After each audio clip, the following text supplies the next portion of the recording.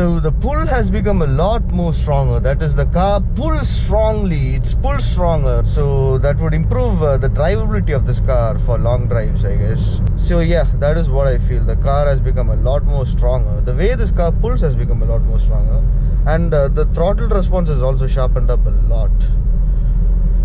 The initial throttle response.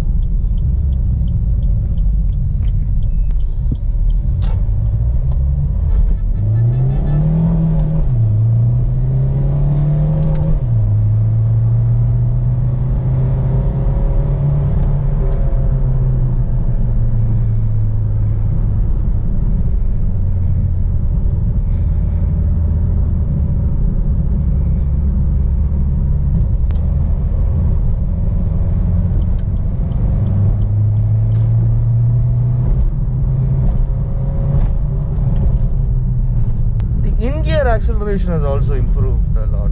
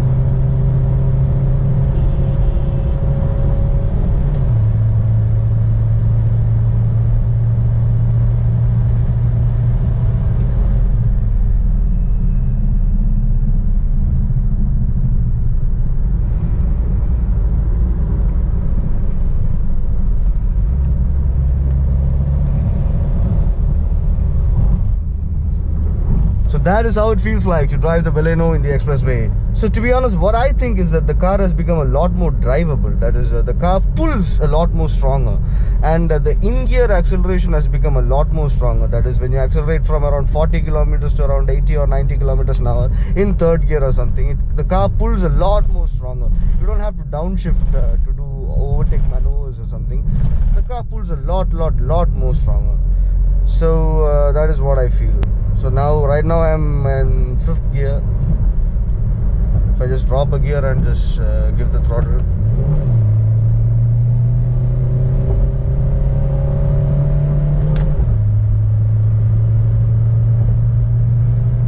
It's pulling, it's still pulling, it's pulling.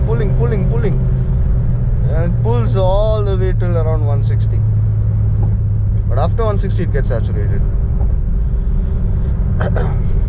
It pulls till around 140, 150, and when it reaches 160 it becomes saturated. After that the climb is a bit slow. I think that is where the lack of BHP comes into play. Because this, the pull that we get from this car, the amount of pull, that is because of the 260 Newton meters of torque that is present. Plus, the main reason why this car is performing this way is because it is really light when compared to other cars. It is not that heavy. Apparently, this car is 30 kilos lighter than my Swift.